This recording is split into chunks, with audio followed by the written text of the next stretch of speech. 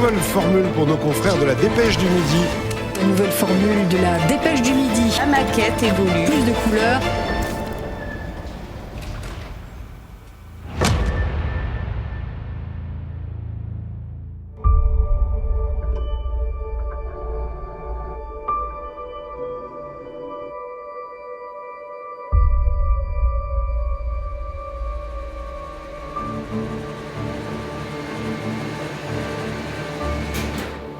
On a eu une vraie opportunité dans cette histoire parce que malheureusement, dans le monde, il y a des milliers de titres de journaux qui ont disparu. Local newspapers print fewer pages less frequently. Local news in many places is on the critical list. Montreal's La Presse newspaper has published its last weekday paper. Il faut comprendre aussi que le marché de la rotative n'est pas un marché standardisé, c'est un marché où chaque rotative a été conçue de façon spécifique.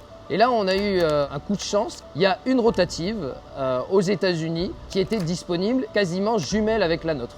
Donc on a pu reprendre une grande partie des pièces détachées et du coup, on en a aussi profité pour anticiper l'avenir et garder un certain nombre de pièces détachées de cette rotative pour prévoir l'obsolescence des années à venir.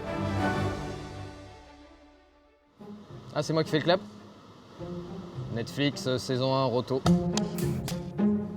Alors cette mise à niveau, c'est une vraie modernisation. Traditionnellement, c'est des cycles de renouvellement tous les 20-25 ans.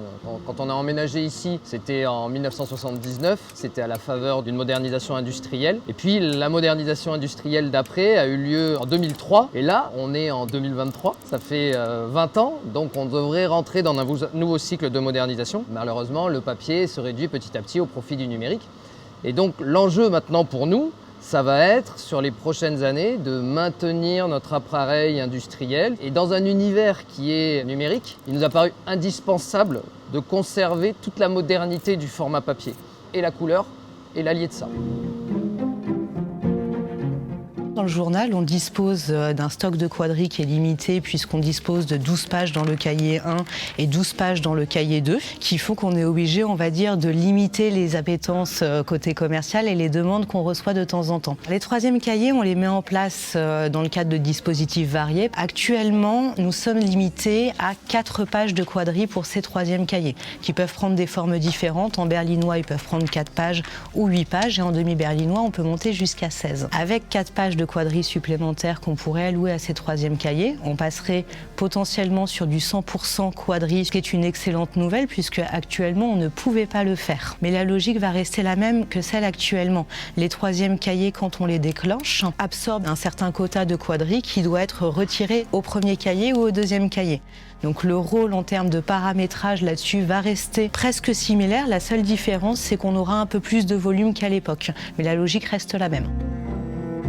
Il y a des enjeux commerciaux, il y a aussi une réalité, on va dire, technique et de configuration, où là, pour le coup, il y a beaucoup de personnes qui sont sollicitées là-dessus et qui ne dépendent pas uniquement de la régie publicitaire, mais de l'ensemble des corps de métier, en fait, du groupe. Donc aujourd'hui, on peut valider le fait que nous allons pouvoir utiliser un troisième cahier tout couleur. Les essais techniques réalisés sur la machine ont permis de valider le nouveau passage papier avec l'ajout de cylindres sur la tour 1 et la tour 5. On a vraiment une validation technique, on va dire, à 100%, puisque la partie qui a été testée a été faite avec la capacité maximum. On a essayé de tester donc à 48 pages. Ces tests ont été faits en imprimant et à vitesse réelle de production, c'est-à-dire environ 60-70 000 exemplaires par heure.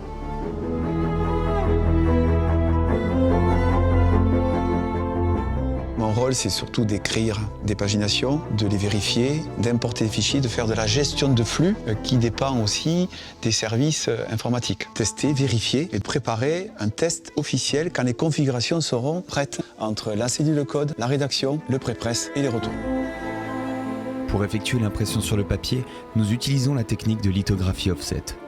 Une imprimante laser vient créer une plaque par couleur qui sera ensuite perforée, coudée, triée avant d'être placée sur les cylindres par les imprimeurs. Aujourd'hui, il nous faut jusqu'à 256 plaques pour alimenter nos deux rotatives.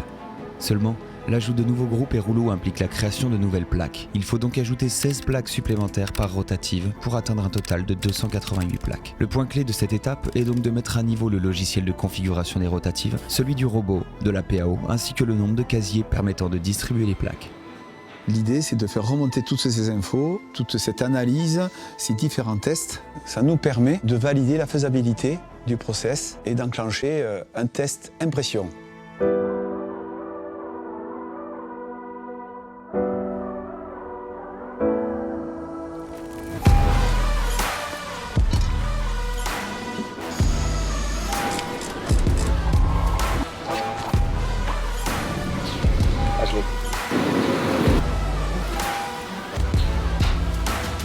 Rajout de groupe, ça veut dire modification de tous les passages de bande.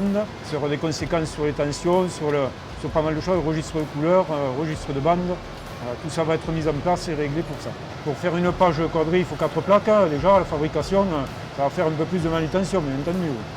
Il y a la manutention et au réglage aussi. Au niveau des démarrages, ça va être un peu plus complexe que d'habitude. Les paginations, il n'y aura pas de grosse différence. C'est après surtout sur les réglages de repérage, couleur, passage papier.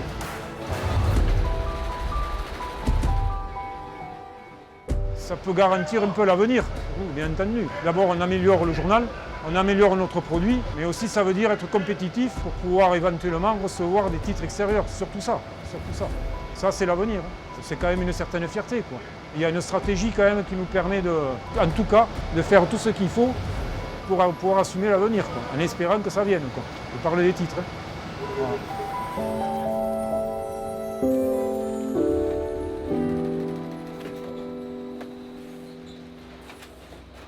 Pour nous, c'est un gage de confiance en l'avenir. On montre qu'on croit dans ce support, on investit dans nos machines, on a modernisé la chaîne des expéditions. Aujourd'hui, on modernise ces rotatives, on les entretient bien. Ça montre non seulement qu'on croit en notre propre support, mais aussi demain d'avoir d'autres journaux qui peuvent s'imprimer chez nous. C'est un centre d'impression qui va être à la pointe technologique, qui répond à toutes les normes de qualité, y compris environnementales.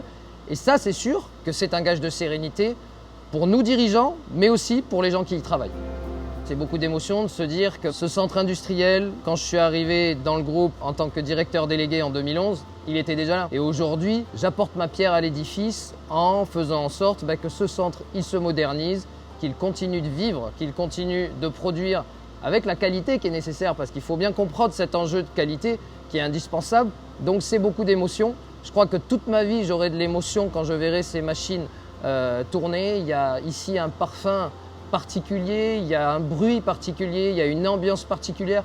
Et cette atmosphère est formidable. Et ça, c'est une des magies de notre métier. Et quand on le voit, quand on le vit, on est forcément touché par cette symphonie en réalité. Donc, je suis très fier de ça.